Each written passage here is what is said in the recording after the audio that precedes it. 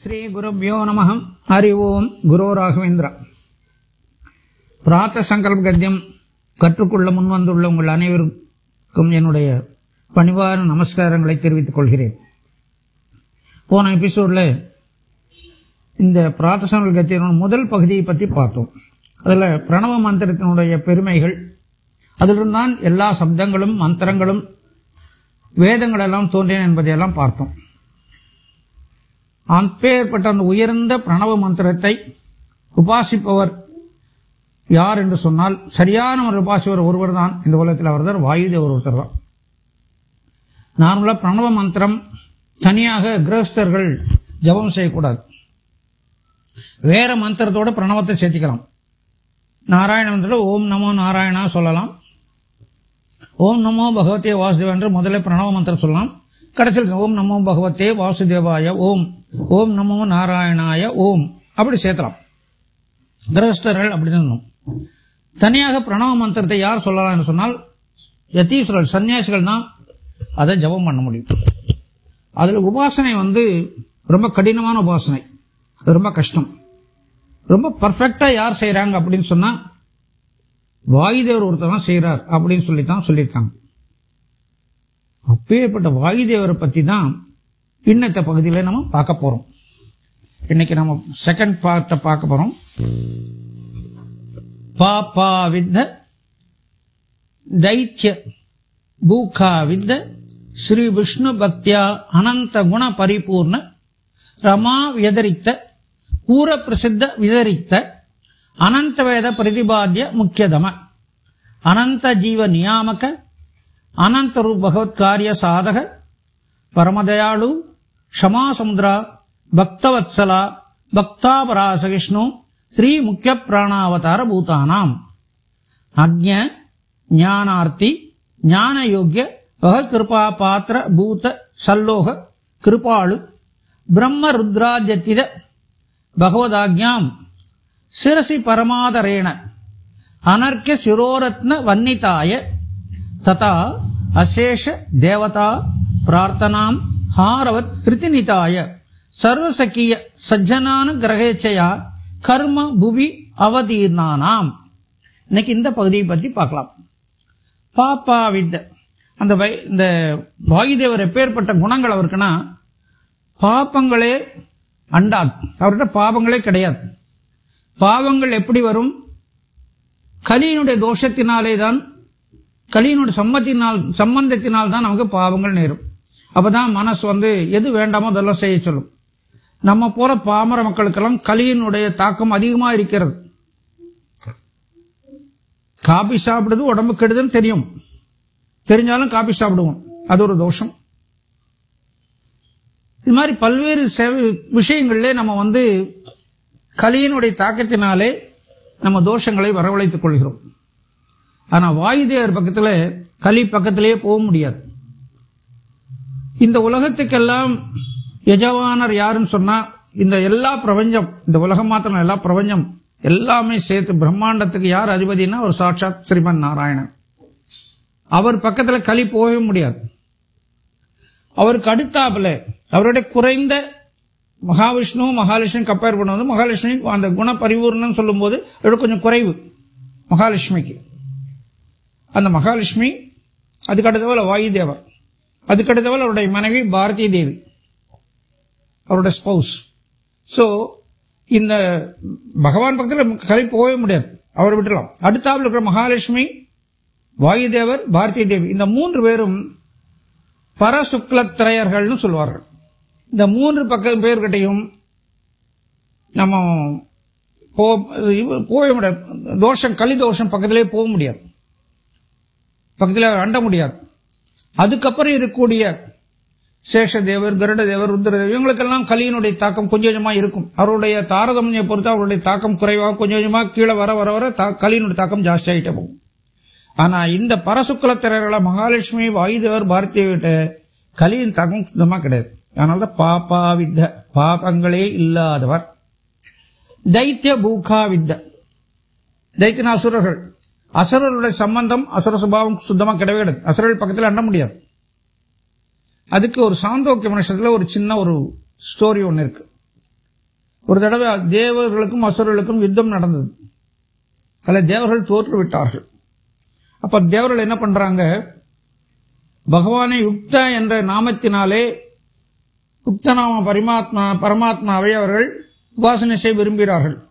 அது உபாசனைக்கு அவர்கள் வாயு, அக்னி, இந்திரன், வருணன், கருடன், சேஷன் இவர்கள் ரூபத்திலே பிரதிமைகளை செய்து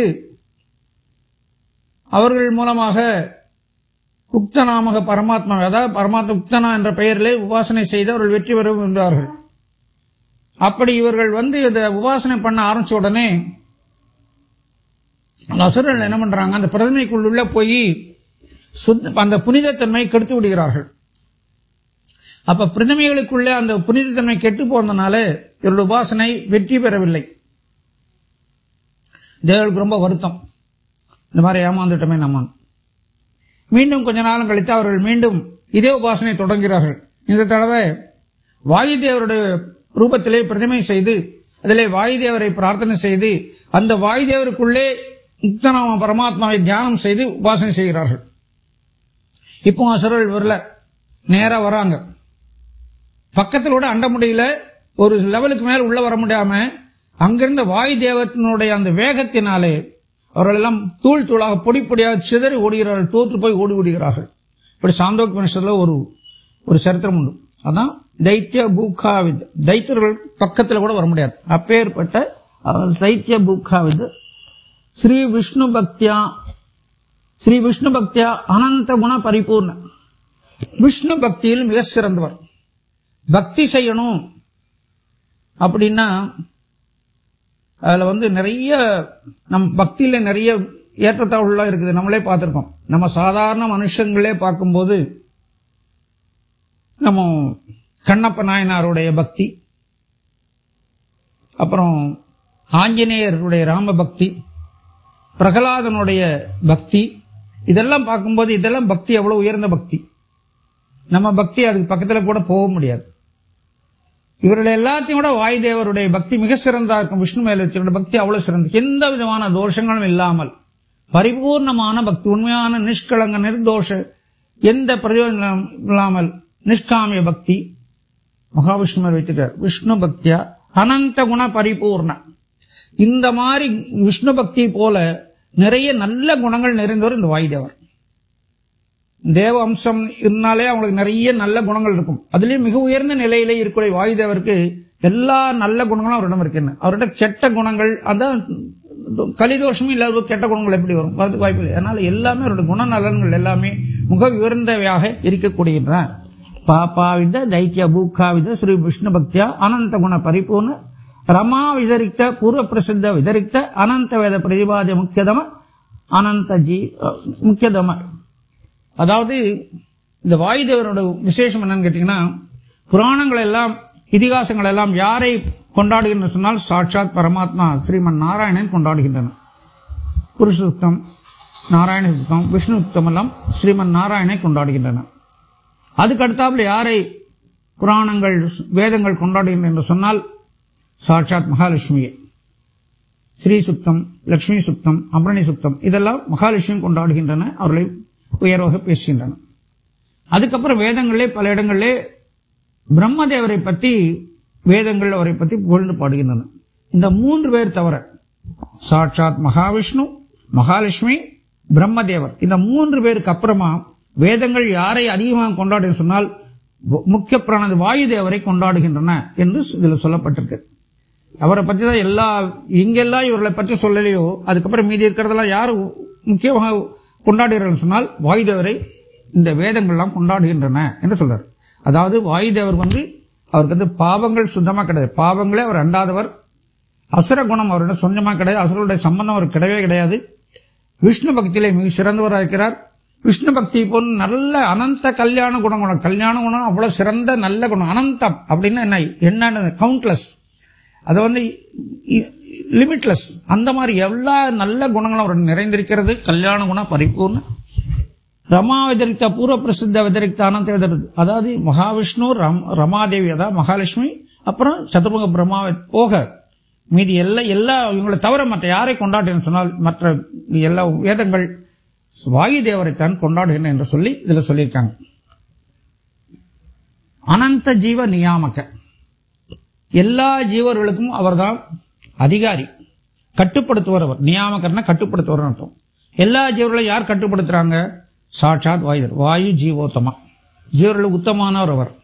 அது எப்படி நம்ம சொல்ல முடியும் அப்படின்னு கேட்டீங்கன்னா, ஒரு சின்ன செறிஞ்ச கதை தான் உங்களுக்கு எல்லாம் தெரியும். நம்ம உடம்புல தத்துவாபிமான தேவதைகள்லாம் இருக்கின்றன. அந்த தத்துவாபிமான தேவதைக்குள்ளே ஒரு வாக்குவாதம் நடக்குது, யார் உயர்ந்தவர் என்று சொல்லி. உடனே ஒவ்வொருத்தரும் சொல்லுங்க, நான் இந்த உடல் விட்டு போனா இந்த உடல் இறந்து போய்விடும் அப்படின்னு ஒவ்வொரு தேவதையும் நினைக்குது. சரி, ஒவ்வொருத்தரா வெளியில போய் பார்க்கலாம், யார் போனா உயிர் போகுன்னு பார்க்கலாம்னு சொல்லி முதல்ல கண் அதிதேவதை தத்துவாபிமானதை கண்ணுக்குண்ண அதிதேவதை வெளியில போச்சு, கண்ணு தெரியல, அவ்வளவுதான் உயிர் இருக்குது. காதுக்குண்ண அபிமான தேவை போச்சு, காது கேட்கல, அவ்வளவுதான் இல்ல. வாய்க்குண்ண அபிமான தேவை போச்சு, ஊமையாச்சு, அவ்வளவுதான். மூக்குக்குண்டான ஸ்மெல் வரக்கூடியதான அதிதேவதை வெளியில போச்சு, ஸ்மெல் தெரியல. இப்படி ஒவ்வொரு அவயங்களுடைய அதிதேவதைகளும் வெளியில போன போது உயிர் இருந்து கொண்டே இருந்தது.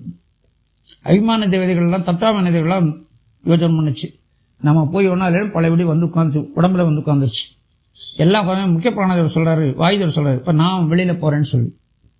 சரின்னு சொன்ன அந்த பிராணதேவர் வெளியில போன உடனே, முக்கிய பிராணன் வெளியில போன உடனே உடல் அங்கே பிணமாகிவிட்டது. உடல் பிணமாகிவிட்டதுனாலே இந்த தத்துவ தேவதைகளும் இறந்து போய்விட்டன, அவங்களுக்கு உயிர் இல்லை, அவனால் எந்த வித ஆக்டிவிட்டிஸும் பண்ண முடியல. உடனே அந்த தத்துவெல்லாம் முக்கிய பிராண தேவர்கிட்ட பிரார்த்தனை பண்ணுங்க, தயவுசெய்து நீங்க உள்ள வந்துருங்க, நீங்க உள்ள வரலைன்னா நாங்க வந்து வேலை செய்ய முடியும், எங்களுக்கு உயிர் இல்லை, நீங்க வந்தாதான் எங்களை நாங்கள ஃபங்க்ஷன் பண்ண முடியும்னு சொல்லி பிரார்த்தனை பண்ண உடனும் அந்த வாயு தேவர் உள்ள வந்த உடனே மீண்டும் அவை உயிர் பெற்றன என்று சொல்லி நமக்கு இந்த சரித்திரம் கதையெல்லாம் தெரியும். அப்படி அனந்த ஜீவ நியாமக, அனந்த ரூப பகவத்காரிய சாதக, நிறைய பல்வேறு ரூபங்களில் இருந்து இறைவனுடைய சேவைகளை செய்கிறார். இதுக்கு உதாரணம் சொல்லணும் அப்படின்னா, நம்ம அனந்த ரூப பகவத்காரி ஒரு சின்ன ஒரு கம்பெனி வச்சிருக்கோம், ஒரு 200 பேர் வேலை செய்ய ஒரு கம்பெனியில் இருக்கிற எம்டியா இருக்கிற என்ன பண்ணுவாரு, ஒரு 8 மணி நேரம் வேலை செய்ய மாட்டார், 12 மணி நேரம் 14 மணி நேரம் வேலை செய்வார். ஒரு பெரிய குரூப் கம்பெனி, ஒரு 10,000 பேர் வேலை செய்ய கம்பெனியோட சீஃபா இருக்கக்கூடியவர் எவ்வளவு பண்ணுவார்? 24 மணி நேரம் ஒரு டைம் பத்தாது, நிறைய ஒர்க் இருந்து 24 ஹவர்ஸ் அழியே இருப்பார். அப்படி இருக்கக்கூடிய இந்த துணூண்டு கம்பெனிகள், சின்ன சின்ன கம்பெனிகளுக்கு இவ்வளவு இருக்குன்னா, இந்த பிரபஞ்சம் முழுவதையும் இந்த மில்கி வேஸ், அதாவது எத்தனையோ millions and millions of planets இருக்குது, பூமி துணூண்டு அதுக்குள்ள ஒண்ணும் சின்ன ஒரு பிளானட், அவ்வளவுதான். இத்தனையும் இது கண்ட்ரோல் பண்றவர் யாரு? சாட்சாத் பகவான். அவருக்கு யார் செக்ரட்டரி இருந்தா அவருடைய காரியங்கள் எல்லாம், பகவானுடைய காரியங்கள் எல்லாம் அவருடைய இம்ப்ளிமெண்டேஷன் சொல்ல பகவான் நினைக்கிற செயல்படுத்துவது யாருன்னா வாயுதேவர். அவர் எவ்வளவு வேலை அவருக்கு இருக்கும். அப்ப என்ன ஒண்ணும் ஒரு ரூபத்தில் அவர் செய்ய முடியாது, பல்வேறு ரூபங்கள் எடுத்து பல்வேறு வேலைகளை ஒரே டைம்ல செய்துட்டே இருப்பார். வாயுதேவர் ஒரே டைம்ல பல ரூபங்கள் எடுக்க முடியும். அந்த பல ரூபங்களை பல்வேறு வேலைகளை அந்தந்த இடத்துக்கு தகுந்த மாதிரி வேலையை செய்து இறைவனுடைய அத்தனை கைங்கரியங்களும் செய்து முடிக்கவர் முக்கிய பிராணதேவர் வாயுதேவர். அப்புறம் அனந்த அனந்த ரூபகத்காரி சாதக பரம தயாளு. இவ்வளவு இருந்தாலும் அவர் எப்பேற்பட்டவர்னா பரம கருணை உள்ளவர், தயாள குணம் உள்ளவர். ஷமா சமுத்திரம். எத்தனையோ அபச்சாரங்கள் நம்ம செய்வோம், ஆனா அதையெல்லாம் அவர் பொறுத்துக்காமல் பொறுமையோடு அவருக்கு வந்து மன்னிப்பு கொடுக்கக்கூடிய ஷமா, அவர் வந்து மன்னிக்கும் தன்மை நிறைந்தவர். பக்தவத்சல, பக்தர்கள் மேல் பிரீத்தி நிறைய, பக்தர்கள் மேல் அவ்வளவு அபிமானம் உள்ளவர். பக்தாபிராத சகிஷ்ணு, பக்தாபராத சகிஷ்ணு, பக்தர்கள் செய்விட அவதாரங்கள், அதாவது நம்ம எத்தனையோ தவறுகள் செய்கிறோம், அபராதம் பண்றோம், அவருக்கு துரோகம் பண்றோம், அவருக்கு சொன்ன வார்த்தைகள் கேட்கறது இல்லை, அவர் சொன்ன கெகேசா செய்யறோம், அத்தனையும் கருணையோடு அவர் பொறுத்துக் கொள்ளோட தன்மையுடையவர். பக்தாபராத சகிஷ்ணு ஸ்ரீ முக்கிய பிராண அவதார பூதானாம். அந்த முக்கிய பிராணர் தான் அந்த மாதிரி இருக்கக்கூடியவர். அவ்வேறு குவாலிட்டிஸ் இவர்கிட்ட இருக்குது. அடுத்த பகுதி அஜ்ஞானார்த்திக்கு நான் மறுபடியும் அடுத்த சொல்றேன் உங்களுக்கு. குருவராக